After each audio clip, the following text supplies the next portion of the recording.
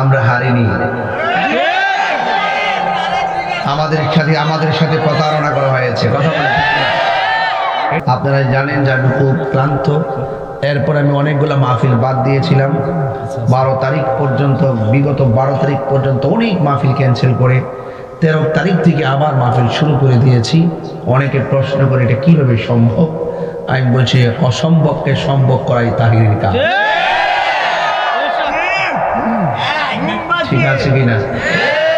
এই জন্য আমরা চিন্তিত না, আমরা মাটির খেলোয়াড়।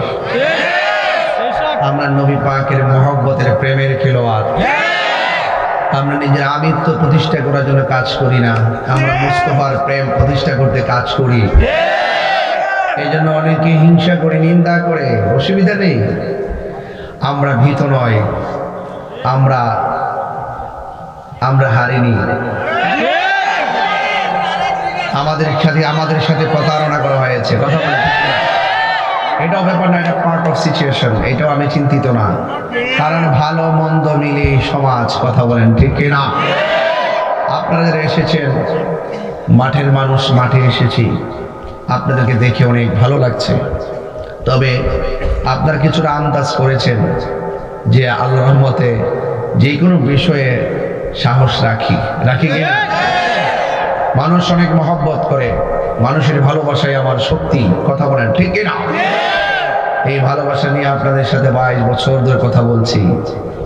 আপনাদের সাথে আমার উঠা বসা চলা, এরপর সুন্নিয়তকে প্রতিষ্ঠা করার জন্য ঐক্যবদ্ধ থাকতে হবে। লাগবে কি লাগবে না? লাগবে। এই রঘুনাথপুর মাহফিল একটি সুন্দর মাসাজ দেয় এলাকায় যে আমরা শান্তিপ্রিয় সুন্নি দল। আমরা সুন্নি, গর্ব করে বলতে পারি আমরা সুন্নি। ঠিক না? আমরা কে? আর কে? সুন্নি। আল্লাহ কবুল করুক, আমিন করুন। আমার ভাইয়েরা, আজ অনেক ওলামায়ে কেরাম আলোচনা করেছে। আমিও আপনাদের সাথে কিছুক্ষণ আলোচনা করে বিদায় নিয়ে নেব।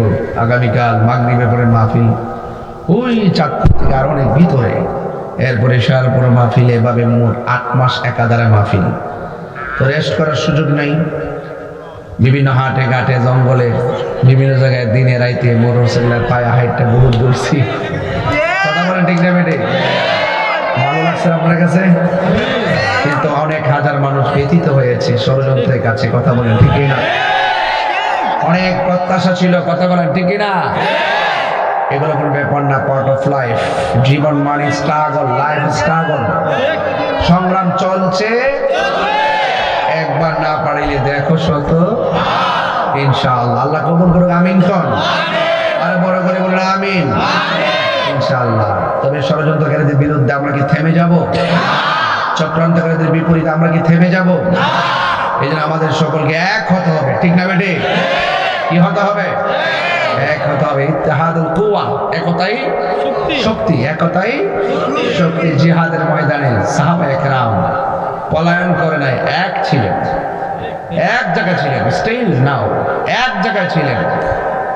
তারা সবসময় হকের পথে অটুট ছিলেন, অটুট। আমরা অটুট আছি ইনশাআল্লাহ। তা আমরা সবকিছুর জবাব ভালোবাসার মাধ্যমে দিতে চাই। চাই কি চাই না? ভালোবাসা অনেক শক্তি, অনেক শক্তি। তার প্রমাণ ইতিমধ্যে আপনারা পেয়েছেন। কোটি টাকা বনাম ভালোবাসা পান নাই আপনারা? পেয়েছেন। এই জন্য ভালোবাসা যদি থাকে, দূরত্ব কোনো ব্যাপার। ভালোবাসা থাকলে দূরত্ব কোনো ব্যাপার না। সেভাবেই মানুষ আমাকে গ্রহণ করেছে, আলহামদুলিল্লাহ। দেশ এবং প্রবাসের মানুষগুলো অনেক মহব্বত দেখিয়েছে। আল্লাহ যেন সেই মহব্বতকে আরো বাড়িয়ে দেয়। আমিন কোন না কেন?